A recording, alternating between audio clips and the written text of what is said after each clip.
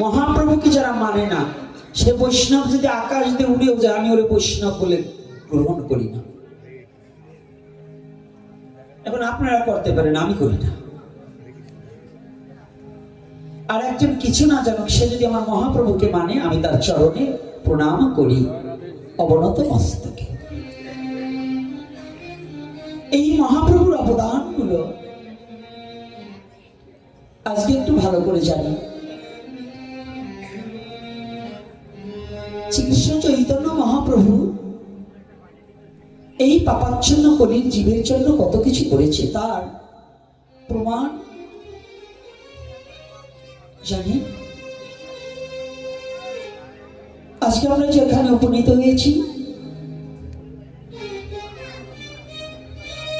এই দুর্দিনে আমাদের ভগবানের চরণ ছাড়া আর কোনো জগতে জায়গা নেই। আছে কি বাবা? আমাদের বলুন তো কে আছে? ভাই বন্ধু পুত্র পরিজনে কে কাকস্য পরিবেদনায় বিশ্ব জগতে কেউ কারো না। এই মহাপ্রভুর লীলারাজ্য অন্যতম পার্শ্বদ, যে নামের মহিমাটা প্রচার করেছেন ঠাকুর হরিদাস।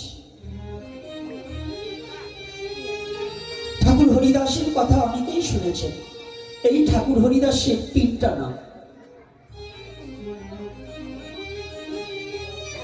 একটা হচ্ছে জগন হরিদাস, একটা ভক্ত হরিদাস, আর একটা নাম আচার্য হরিদাস। কয়টা নাম? আজকে যেহেতু হরিদাস বৈষ্ণবের আশ্রম, তো নামে নামে নাকি জমে ওঠানে।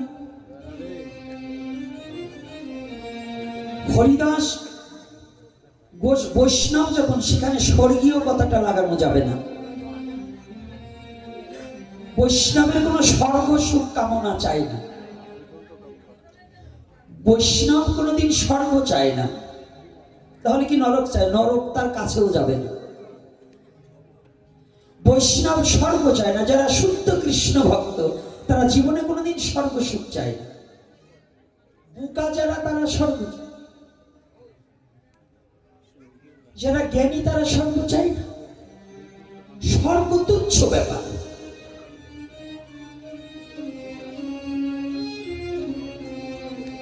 স্বর্গ তুচ্ছ ব্যাপার। জানেন, স্বর্গ সুখ ভোগ শেষ হওয়ার পরে আবার মর্তলোকে আপনার আসতে হবে। আর শুদ্ধ কৃষ্ণ ভক্ত বললেন, গোবিন্দ, আমি স্বর্গ চাই না, নরকও চাই না। আমি একটা জিনিস চাই, কি জানো?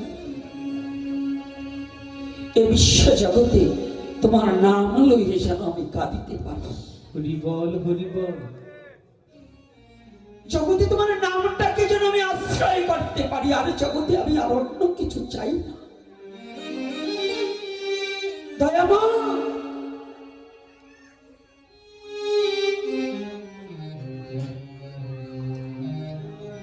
তোমার চরণ পেলে স্বর্গ দিয়ে আর কি প্রয়োজন? বলুন, ভগবানের চরণ পেলে স্বর্গ দিয়ে আর কি প্রয়োজন? কোনো প্রয়োজন আছে? তাহলে জ্ঞানী যারা, তারা চায় ভগবানের চরণ।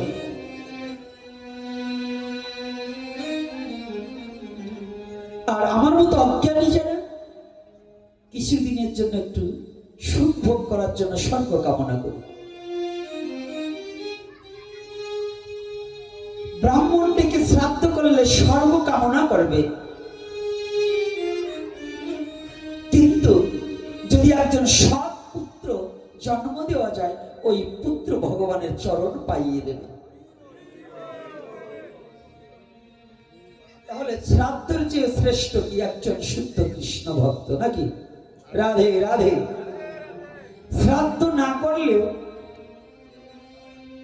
যদি একজন শুদ্ধ কৃষ্ণ ভক্ত সন্তান কারো বংশে, কারো ঘরে যদি আসে, এই পুত্র যদি সঠিক সনাতন ধর্মের নিয়ম অনুপাতে যদি শ্রদ্ধার সহিত ভগবানের চরণে দুপুটা চোখের জল ফেলতে পারে, তাহলে এই বিশ্ব জগতের ওই দান সাগর শ্রাদ্ধ পরাভূত হয়ে যায় ভক্তের চোখের জলের কাছে। তাই গৌর হরি বল।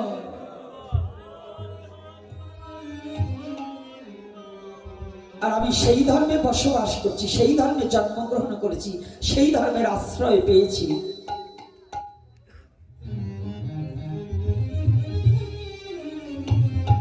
ভগবানও কারো কারো পুত্র রূপে বিশ্ব জগতে প্রকাশ পেয়েছে, পেয়েছে না বাবা? আজকে যার কেউ নেই তার ভগবান আছে, কেমন করে প্রমাণ পাবো?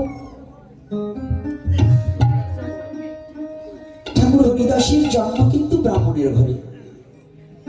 এক এক গ্রন্থ এক এক রকম এসেছে, তার মধ্যে আমরা ওটাকেই মেনে নিব।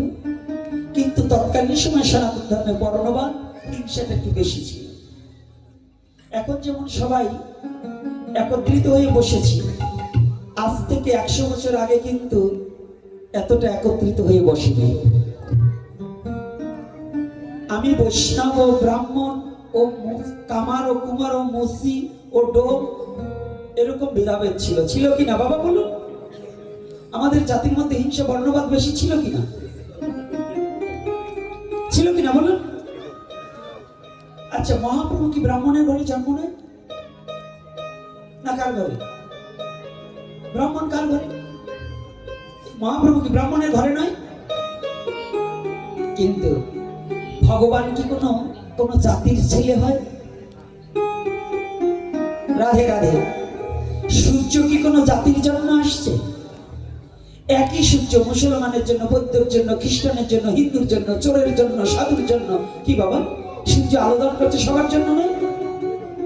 আচ্ছা, একই বায়ু প্রবাহিত হচ্ছে, চোরের বায়ু, সাধুর বায়ু, না আলাদা আলাদা? তাহলে ভগবান কোন এক জাতির জন্য পৃথিবীতে আসে না। ভগবান কার? ভক্তের। ভগবান কোন জাতের নয়, ভগবান কোন বর্ণের নয়, ভগবান কোন গোত্রের নয়, ভগবান হচ্ছে ভক্তের। ভক্ত যদি ভক্তি ভরে ভগবানকে আহ্বান করে, সে যে কুলে জন্ম হোক না কেন, ভগবান তার হয়ে যাবে বিশ্বচরাচর।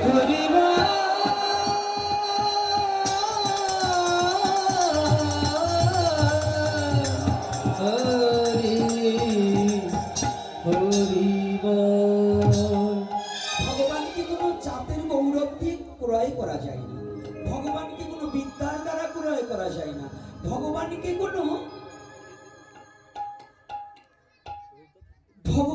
কখনো কোনো রূপবতী রূপের দ্বারা ক্রয় করে। তাহলে দেখুন, এই যে বর্ণবাদ, জাতি হিংসা, এটা কিন্তু ভগবানের নয়। এটা কাদের জন্য? অজ্ঞানতার অন্ধকারে যারা ডুবে আছে আমাদের জন্য।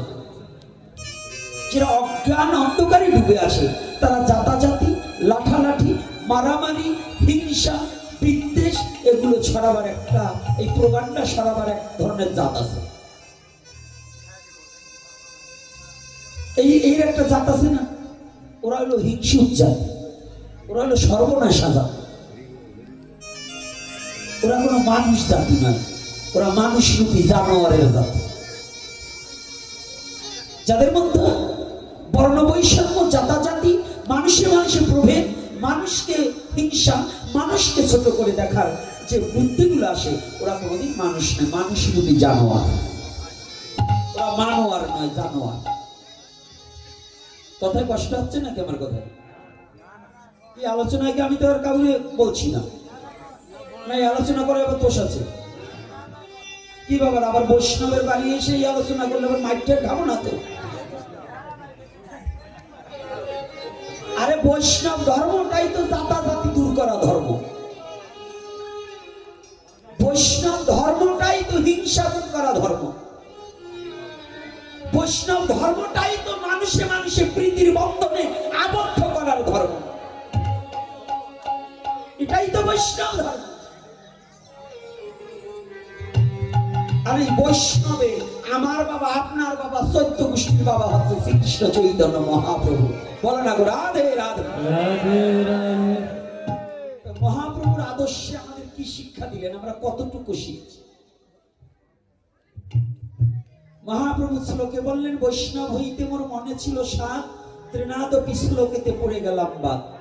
ত্রিনাদপি শুনেছেন তরুরেব সহিষ্ণু না, অমানেন মানদেন কীর্তনিয়া সদা হরি।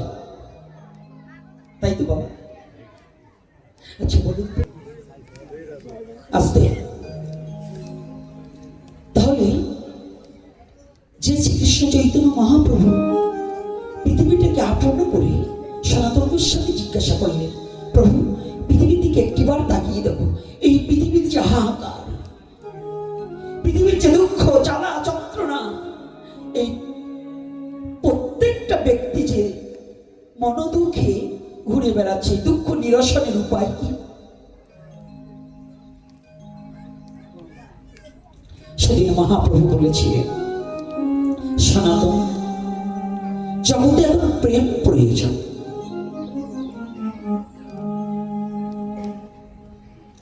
সনাতন জগতে এখন প্রেম প্রয়োজন।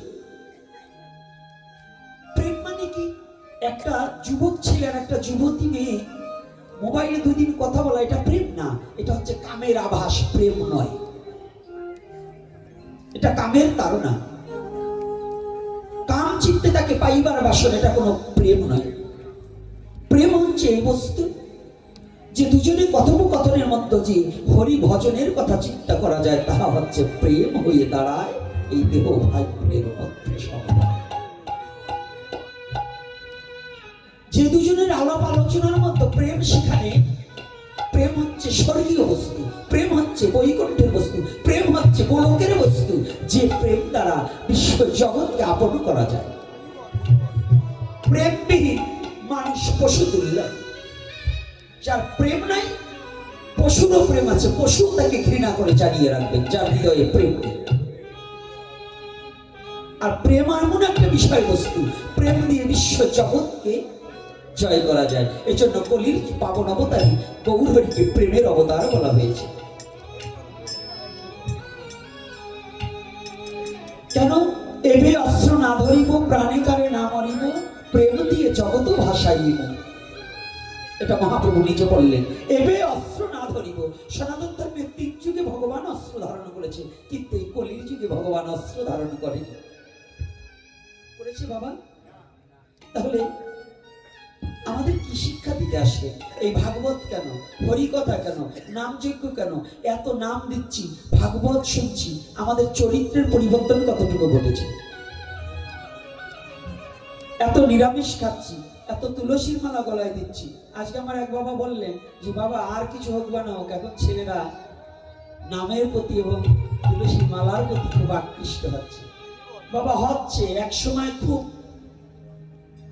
মানে আনন্দ পাই, আবার কষ্ট পাই। আনন্দ পাই যখন ওদের গলায় মালা দেখি, তখন খুব আনন্দ লাগে, আর যখন দেখি ওদের দ্বারা অপকর্ম হচ্ছে, তখন খুব হতাশা হয়ে পড়ে। সমাজে তখন হতাশা হয়ে পড়ি। হতাশা হয়ে পড়ি কেন জানেন? যে শ্রীকৃষ্ণ চৈতন্য মহাপ্রভু যে প্রেম সম্পদ বিলাতে আসলো, সেই প্রেমটাকে গ্রহণ করতে পারলেন না।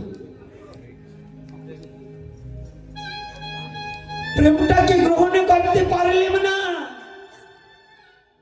শুধু হিংসুক হয়েছে, কিন্তু ভগবানের প্রেম সম্পদটাকে গ্রহণ করি।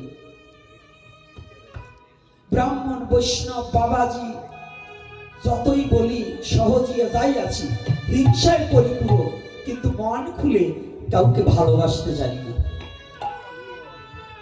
হিংসায় পরিপূর্ণ, সাধুতে সাধুতে হিংসা, ডাক্তারে ডাক্তারে হিংসা, ভাইয়ে ভাইয়ে হিংসা, মার ছেলে হিংসা, শাশুড়ি পুত্র বধূ হিংসা। কি হিংসা তো হচ্ছে কিনা বলুন? বন্ধু বন্ধু হিংসা। বলুন, হিংসার দাবানল চতুর্দিকে ঘিরে বসে আছে। মাঝখানে কিছু কিছু সাধু সন্ত বসে আছে, তারাই দাবানলের মধ্যে খুব যন্ত্রণা পাচ্ছে। এখন বসে পড়ুন, এই মালা আইনে আবার আর এক জ্বালা বাঁধাইছে। এই মালা দেবেন একবার এই আসল কথা বলার আগে। ওই গোলাপুলি ওটা হলো পরে, প্রেম আসুক আগে। এখন এই মালা একজনের গলায় রাখলে কষ্ট হয়ে গেল। 5 ভরি স্বর্ণ দেশেন বানাই গেলে কেউ উড়ে দেবেন না। ফুলের মালা তো এই জন্য তাড়াতাড়ি হৃদয় করে, শীতের দিন ঠান্ডা। এখনই 5 ভরি সেন এই যে গ্রামের চেয়ারম্যান বাবাদের দেখবেন এক সাধু দেবে না কেউ। আরে আপনাদের দিয়ে বললাম আমিও দেবো না। রাধে রাধে। কি নামিত্তা বলছি বলুন, যুক্তি ছাড়া বলছি তো। মালা খালি এত তালা বাঁধবে কেন? মালা কিছু সময় রাখবেন, যখন ভাবা বেশে সেই দেশে পৌঁছাবেন তখন আর একজনকে দিয়ে দেবেন। রাধে রাধে। আচ্ছা, ওখানে একটা বালতি কিংবা কিছু দেন, আর একটা জগ দেন। ওই জলটা সিটে খোলে লাগলে খোলটা নষ্ট হয়ে যাবে। আজকে দেখুন আমরা জানি শ্রীকৃষ্ণ চৈতন্য মহাপ্রভু আসলে প্রেম বিলাতে।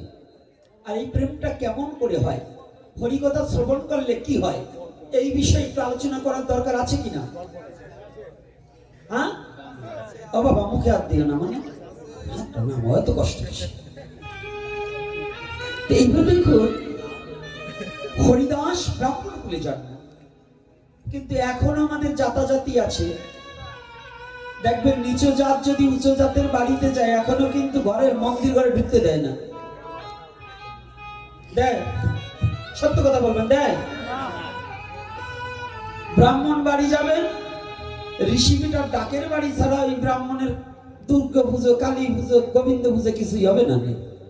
কিন্তু ঋষি যদি মন্দিরে ঢোকে, ঢুকবার দেয়? এই সনাতনী জাতি একবারে সত্য কথা বলবেন।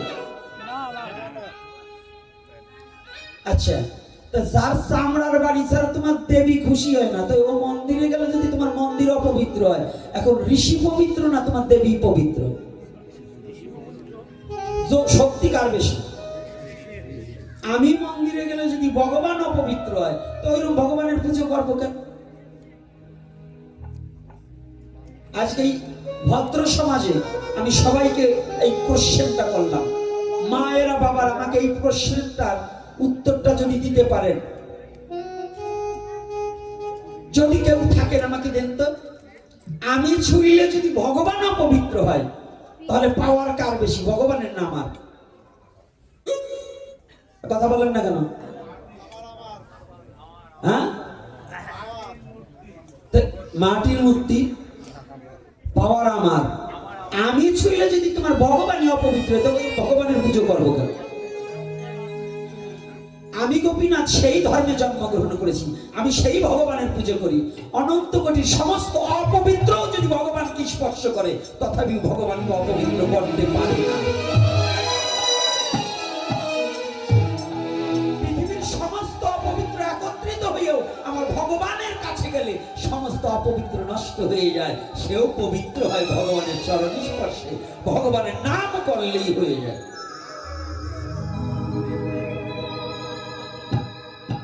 বুঝতে পারছি কথাটা কি বোঝা যাচ্ছে? কথাটা কি বোঝা যাচ্ছে? তাহলে কি কোনো সমস্যা হচ্ছে? আমি কোনো রাজনীতির কথা বলবো না, আমার শ্বশুরও দাঁড়ায় নাই, শাশুড়িও দাঁড়ায় নাই, আমার মায়ও দাঁড়ায় নাই, কোন চূড়ার জন্য বসাবো না।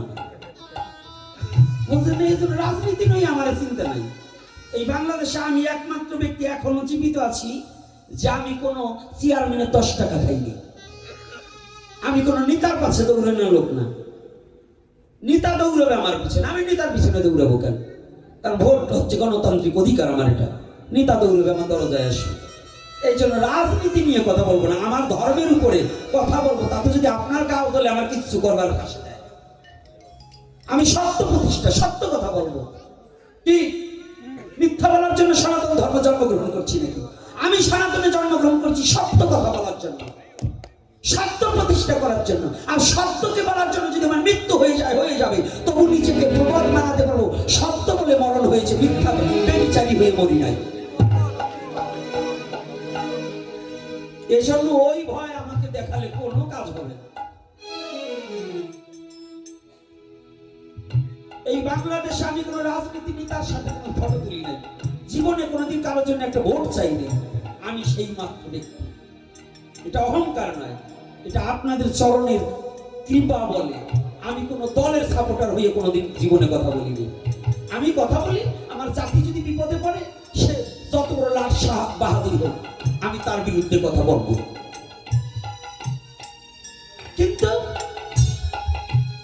যে ভালো হিন্দু, মুসলমান, বৌদ্ধ, খ্রিস্টান আমি সবাইকে শ্রদ্ধা করি। আমি কোনো ধর্মকে আমি নিন্দা করি না। আজ পর্যন্ত যদি আমার কোনো একটা ইউটিউবে যদি বলতে পারে এই সারা বাংলা না সারা পৃথিবীর মধ্যে যে গোপীনাথ অন্য ধর্মকে নিন্দা করেছে, তাহলে সাথে সাথে আমি ফাঁসির দড়ি নিজে ঝুলে নেব।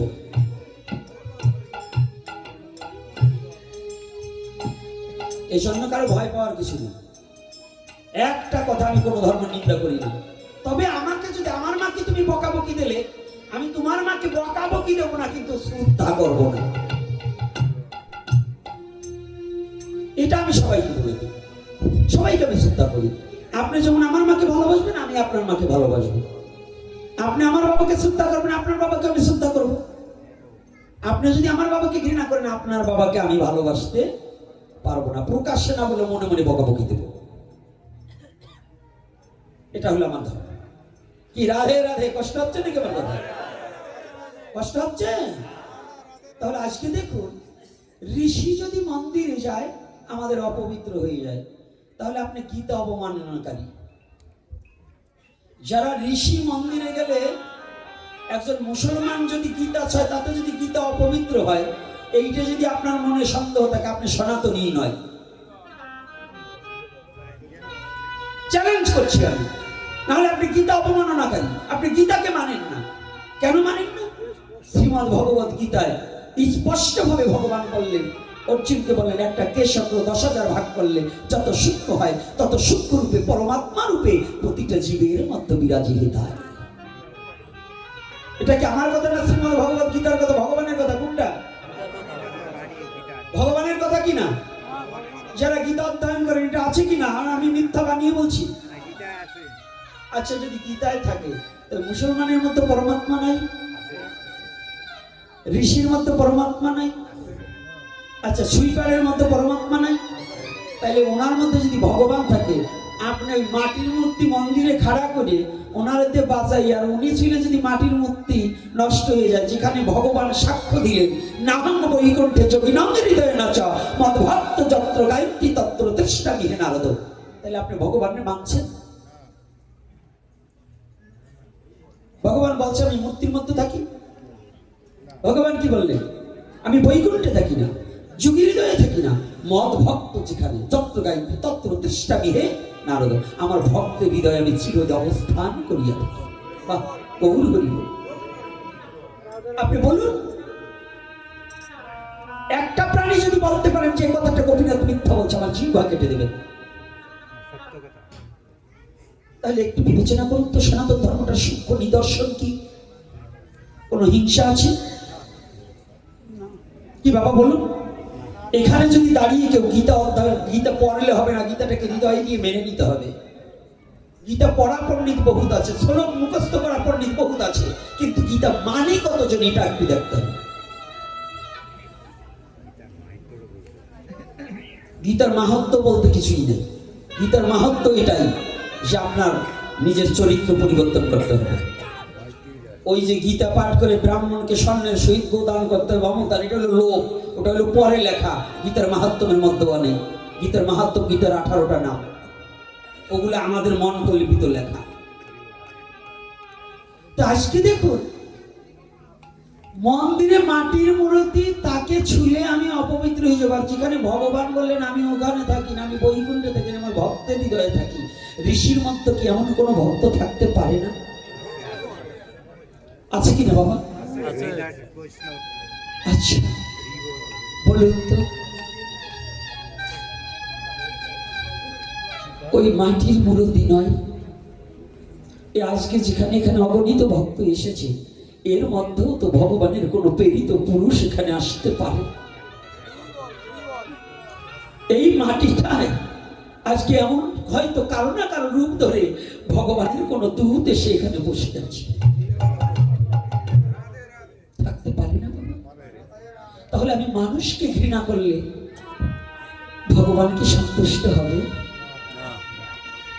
তাহলে প্রথম কাজটা কি? মানুষকে ঘৃণাটা পরিবর্তন করা। আজকে দেখি ঘৃণার ব্রাহ্মণে কুলে জন্মগ্রহণ করেছে হরি, এই হরিদাস, ওর ছোটবেলার নাম হচ্ছে হরি। হামাগুড়ি দিতে শিখেছি।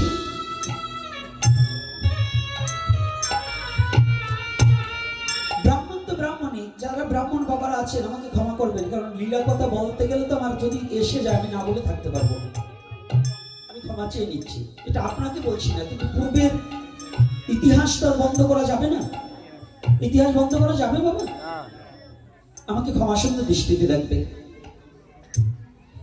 আমাদের ব্রাহ্মণ তো ব্রাহ্মণই, আবার ব্রাহ্মণদের মধ্যে কিন্তু শ্রেণী বিভেদ আছে। একজন সাহার ব্রাহ্মণ, একজন দেবনাথের ব্রাহ্মণ, আর একজন মুসির ব্রাহ্মণ, একজন নোমর ব্রাহ্মণ, একজন জেলের ব্রাহ্মণ, কি আলাদা আছে না? ওই সাহার ব্রাহ্মণ নোমর বাউনের মেয়ে বিয়ে করবার চায় না, কি এরকম আছে কিনা?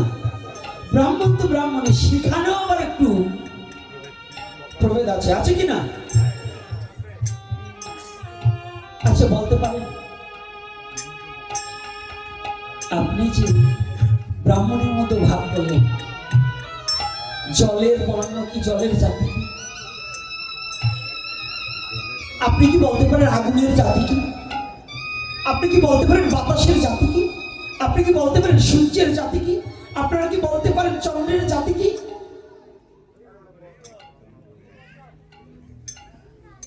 তাহলে এটা যদি না থাকে, তাহলে আমরা কেন এই জাতাজাতির মধ্য দিয়ে এই হিংসা, এই হিংসার বাস, এই বিষ বাষ্প ছড়িয়ে দিয়ে এই সমাজটাকে ক্ষতি করছি কেন? এই জাতিটাকে পঙ্গু করছি কেন?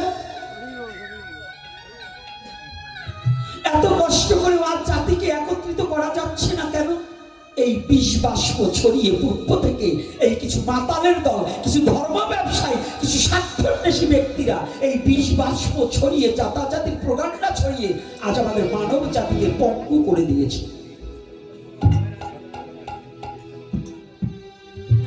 পঙ্গু তৈরি করে দিয়েছে। এই পঙ্গুত্ব থেকে একমাত্র রক্ষা পাওয়ার উপায় একমাত্র যুব সমাজ সমস্ত লাঠি মেরে কুসংস্কারে দূরীভূত করে দিয়ে চৈতন্যতা প্রাপ্ত হয়ে সিংহ চৈতন্যের সেই বীজ ধারণ করে হুঙ্কার দিতে হবে। বলো না গো রাধে রাধে রাধে। সমস্ত কুসংস্কার পরিবর্তন করতে হবে। এটা একমাত্র এই বৃদ্ধদের দ্বারা হবে না, এটা যুব সমাজ, যুব শক্তি জাগলে পরে ভাঙবে জাতির ভুল, বর্ণ বিভেদ মুছে ফেলবি, পাবি ধর্মের মূল। যুব শক্তি জাগতে হবে, যুব শক্তি না জাগলে এটা পাবে না। তো কোথায় কবে হয়েছিল? ছোট্ট হরিদাস হামাগুড়ি দিতে শিখেছে। হরিদাসের বাবা মারা গেল। সনাতন ধর্মে কিন্তু আমি বারংবার বলছি সতীদাহ প্রথা ছিল না। এই সতীদাহ প্রথা হচ্ছে একটা হিংসার প্রকোপ। যদি একজন ব্যক্তিকে তোমাকে বলতে পারে যে সতীদাহ প্রথা ছিল অমুক যুগে, আমি চ্যালেঞ্জ করে বলছি আমাকে শাস্ত্রীয় প্রমাণ দেবেন, আর আমি শাস্ত্রীয় প্রমাণ দেব যে অমুক যুগে ছিল না। এই সতীদাহ প্রথাটাও বর্ণবাদীর উপরে এবং গরিব মানুষকে পেশা করা এবং তাদেরকে নিঃস্ব করে দিয়ে সম্পত্তি ভোগের একটা লালসা। যদি বলেন এই কলির যুগে আগে ছিল, তাহলে মহাপ্রভুর পরে না আগে? হরিদাস মহাপ্রভুর পরে না আগে? হরিদাস কিন্তু মহাপ্রভু আসার আগে, বয়সে হরিদাস বড়। তখন যদি থাকতো তাহলে মহাপ্রভুর বাবার বড় তার হরিদাস না? হ্যাঁ, আচ্ছা, তাই মহাপ্রভুর বাবার নাম কি? জগন্নাথ মিশ্র। জগন্নাথ মিশ্র মারা গেলে মা শচী দেবী কি পুড়িয়ে মারা হয়েছে? তাহলে ভগবানের মাকে যখন পুড়িয়ে মারা হয় না, তিনি তো ব্রাহ্মণ কুলের সন্তান, তাহলে বোঝা যায় কলির যুগে বোধহয় সতীদাহ প্রথা ছিল না। যদি থাকতো তাহলে ভগবানের মা বেঁচে থাকলো কি করে?